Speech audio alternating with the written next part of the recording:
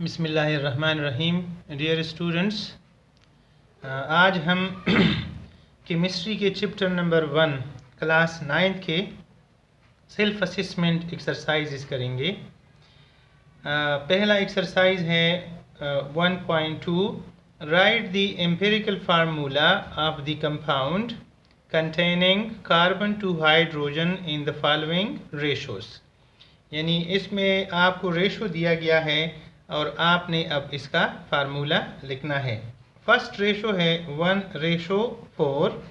तो इसका ये मतलब है कि कार्बन इसमें होंगे, the number of carbon atoms will be equal to 1 and the number of hydrogen atoms is equal to 4.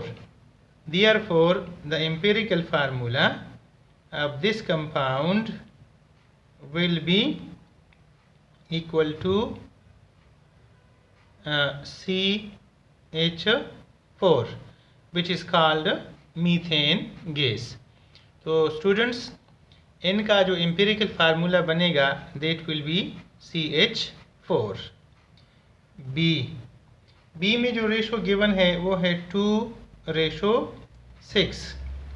2:6 अगर फ़र्ज़ करें इनका रेशो होगा तो इसमें कार्बन एटम्स की तादाद होगी, कार्बन एटम्स इसमें होंगे 2 और जबकि हाइड्रोजन एटम्स इसमें होंगे 6।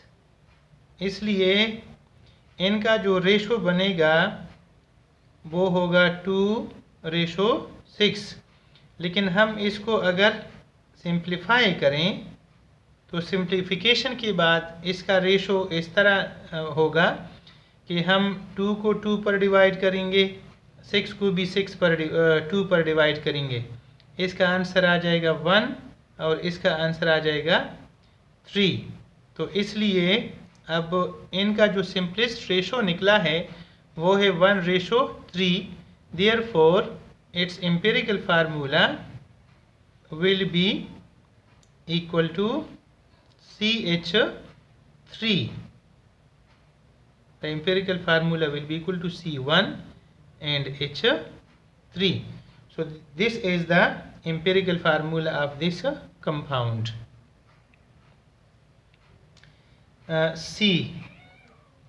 C में है 2:2। तो इसका मतलब ये है कि इसमें कार्बन एटम्स की तादाद 2 के बराबर है, this is equal to 2। Hydrogen atoms की तादाद इसमें 2 के बराबर है। तो लिहाजा जो इनका रेशो है वो है 2:2। लेकिन अगर हम इसको एम्पिरिकल फार्मूला लगाने के लिए करेंगे तो सिंप्लीफाई करना होगा। सिंप्लीफिकेशन के लिए 2 को 2 से डिवाइड करेंगे, इस 2 को भी 2 से डिवाइड करेंगे। जब इसको कैंसिल किया जाएगा तो ये आएगा 1:1। देयरफॉर द एम्पिरिकल फार्मूला, इसका जो एम्पिरिकल फार्मूला होगा that will be equal to C1 and H1, या simply it will be CH। D में जो गिवन है वो है 6:6। इसका मतलब ये है कि कार्बन एटम्स की तादाद 6 है, हाइड्रोजन एटम्स की तादाद भी 6 है। तो दोनों का जो रेशो है, एक्चुअल रेशो, वो 6:6 है। जब हम इसको सिंप्लीफाई करेंगे तो दोनों को हम 6 पर डिवाइड करेंगे। जब 6 पर दोनों को डिवाइड करेंगे और फिर ये कैंसिल हो जाएंगे तो आफ्टर कैंसिलेशन यहाँ पर 1 आ जाएगा और यहाँ पर भी 1 आ जाएगा। इसलिए इस कंपाउंड का जो एम्पिरिकल फार्मूला होगा that will B C1 and H1। Students, अगला सेल्फ असेसमेंट है 1.3। इसमें कहते हैं कि aspirin is a pain killer there are 9 carbon atoms, 8 hydrogen atoms and 4 oxygen atoms in aspirin molecule. Write its empirical and molecular formulas. तो सबसे पहले हम काउंट करेंगे कार्बन एटम्स। यहाँ लिखा है कि इसमें 9 कार्बन एटम्स हैं। हाइड्रोजन एटम्स यहाँ लिखा है कि 8 हाइड्रोजन एटम्स हैं और similarly there are 4 oxygen atoms. तो अगर इनका रेशो हम फाइंड करें तो कार्बन होगा 9, हाइड्रोजन होगा 8 और ऑक्सीजन होगा 4। अगर हम इस रेशो को देखें और इसको सिंप्लीफाई करने की कोशिश करें तो पता चलेगा कि यहाँ पर 9 है, यहाँ पर 8 और 4 हैं। 4 के टेबल में 8 आता है लेकिन 9 जो है वो 4 के टेबल में नहीं आ रहा। तो इस वजह से ये एक सिंप्लीफाइड रेशो है, इसको मज़ीद सिंप्लीफाई नहीं किया जा सकता। तो इसलिए हम लिख सकते हैं कि इनका जो सिंप्लीफाइड रेशो है वो भी होगा 9, 8 और 4, क्योंकि ये कॉमन किसी नंबर के ऊपर ये डिवाइड सारे के सारे नहीं हो सकते। तो इसलिए 9:8:4 इसका सिंप्लीफाइड रेशो होगा। इसलिए इसका एम्पिरिकल फार्मूला अब बनेगा C9H8 और O4। स्टूडेंट्स यहाँ आप देख रहे हैं कि इनका जो एक्चुअल रेशो है वो भी 9, 8 और 4 है। सिंपल रेशो भी 9, 8 और 4 के बराबर है। तो इसलिए इसका एम्पिरिकल फार्मूला और मॉलिक्यूलर फार्मूला एक जैसे होंगे, यानी इसका मॉलिक्यूलर फार्मूला भी वही होगा जो इसका एम्पिरिकल फार्मूला है और वो है C9H8 एंड O4। जब भी ऐसा रेशो हो जो फर्दर सिंप्लीफाई ना हो सके तो फिर यही इसका मॉलिक्यूलर फार्मूला भी बनेगा। लेकिन अगर ये रेशो सिंप्लीफाई हो सका तो फिर इससे आने वाला जो आंसर होगा या रेशो होगा वो एम्पिरिकल फार्मूला के लिए होगा, जबकि एक्चुअली जो यहाँ पर number of carbon atoms given है, हाइड्रोजन और ऑक्सीजन गिवन है, वही इसका मॉलिक्यूलर फार्मूला भी होगा। अगला एग्जाम्पल है विनेगर का।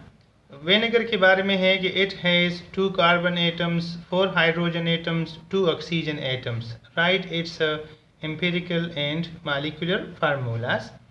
तो कार्बन एटम्स यहाँ पर हैं 2, हाइड्रोजन एटम्स हैं इसमें 4 और ऑक्सीजन एटम्स हैं 2 जो यहाँ पर गिवन है।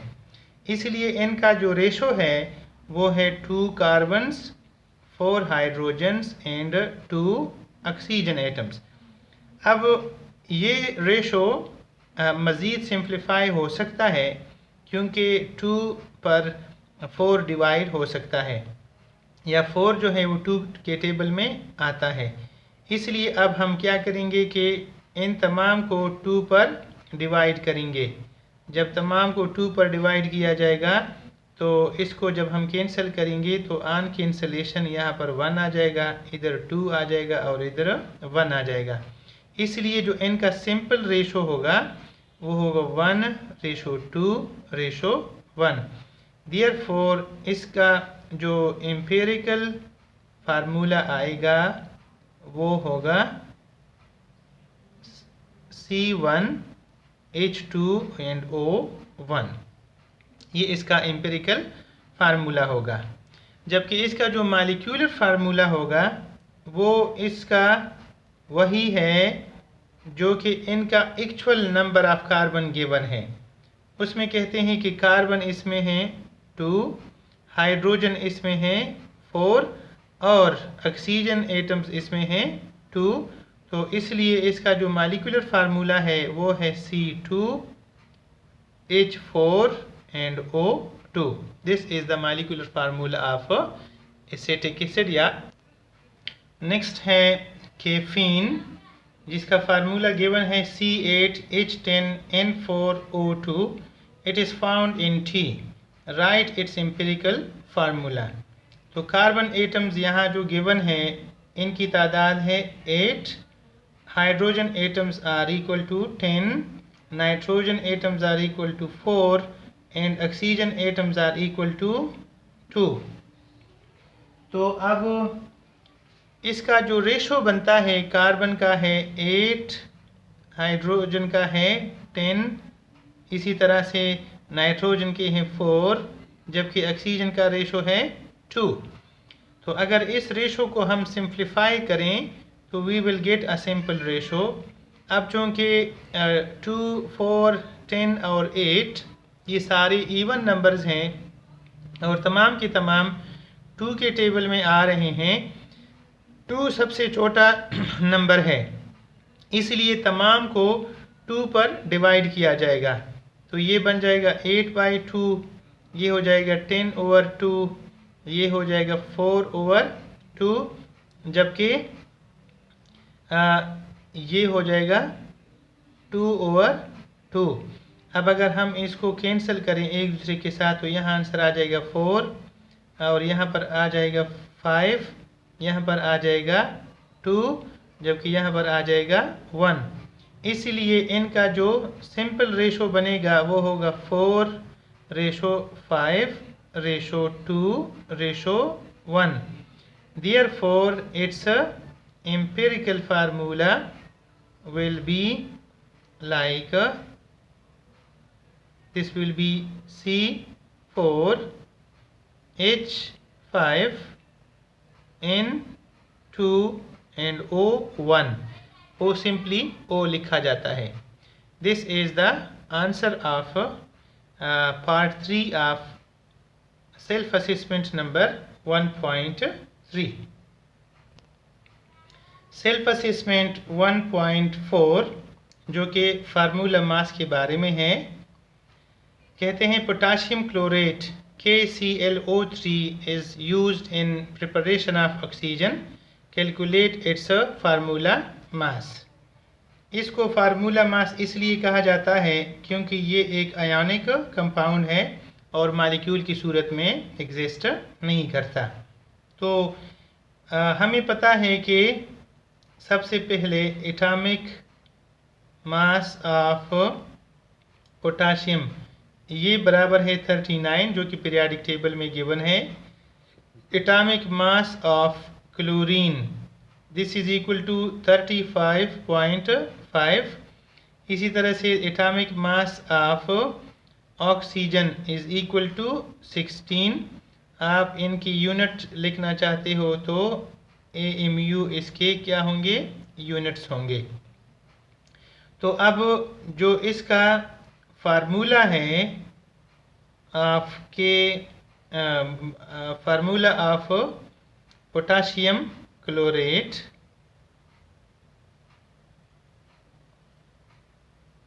ये गिवन है हमें, वो है KClO3.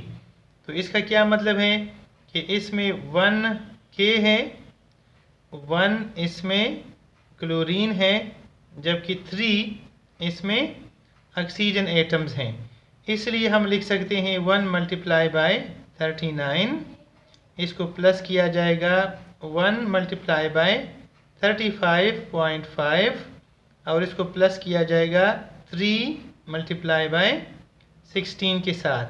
ये आंसर आ जाएगा 39, ये हो जाएगा 35.5, जबकि ये हो जाएगा 48. अब हम 39 को 35.5 और फिर 48 के साथ प्लस करेंगे.